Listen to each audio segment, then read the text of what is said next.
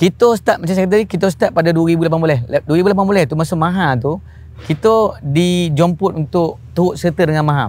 Tapi bila saya kata dengan tim saya, katakanlah kita nak bawa lembu kampung kot. Bukan saya nak hina lembu kampung, boleh. Sama orang lain, tak ada different, tak ada niche market. Saya kata, tu why not kita come out dengan Wagyu kot. Tapi Wagyu mana boleh bawa masuk? Kita try lah masuk, kita try lah buat. So 2018 tu penghujung tu. Awal tahun 2018 tu kita start buat Wagyu tu. Kita nampak daripada R&D tu, memanglah kalau lembu pertama saya semua boleh, torang tak dapat mabling. Mabling tu saya rasa dapat dalam 2 ke 3 je. Tahu kan mabling ni? Mabling ni kalau Jepun lain, kalau Australia lain. Kalau Jepun pendek lah, saya pendekkan Kalau Jepun dia A1 sampai A5. Kalau low quality sikit dia ada B1 sampai B5. Kalau low lagi dia ada C1 sampai C5. Tapi kalau kat Australia dia ada MBS 1 sampai 12. Normally 8, 9, 10, 11, 12 tu lebih kurang sama dengan A5 lah.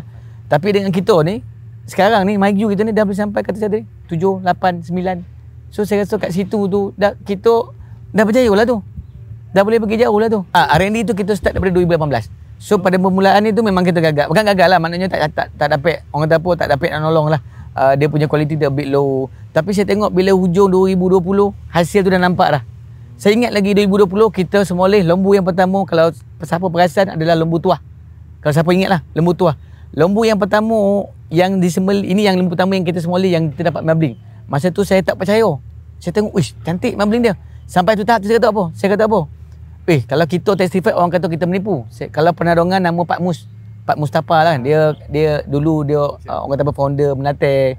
So now dia dengan Jahir kan. Pak Mus, kau nak bayar kat saya je gini. Kan? Saya sampai tak percaya tu, saya kata Pak Mus, mai tengok jap saya punya Wagyu. Saya punya Wagyu ni jadi tak? Pak Mus datang. Macam tu dia kata. Dia kata terbaik dia kata. Untuk lokal keluar masa tu saya ingat lagi Pak Mus kata 7 ke 8. Boleh tengok video-video tu balik kan. Dia kata terbaik dah Mal, kau teruskan. So itu 2020. Daripada situ kita tengok, kita teruskan kita punya R&D ni. Saya rasa alhamdulillah. Macam Mak Zain tadi, sambutan dia luar biasa. Sampai tak larat bang. Tiap-tiap hari order masuk. Kau tahulah bila cerita pasal Wagyu ataupun Wagyu ni, orang nak premium parts. Kan? Kau tahu premium kan? Premium ni bagian tenderloin, premium cut. Orang nak tenderloin, sirloin, rib eye, tomahawk. Bondo ni kalau kita temoleh lembu yang 800 ke 1 tan ni, dia ada dalam 30-40 kilo je. Yang mintanya ramai. Tu saya kata budak saya, kita kena buat something else ni. Yang premium cut, yang the lain ni kita kena buat something else. Kita kena buat patty burger ke dan sebagainya. So saya kata tadi, demand terbaik. Sebab apa? Mampu milik. Ramai boleh rasa. Tak ringin nak makan sebulan sekali pun boleh.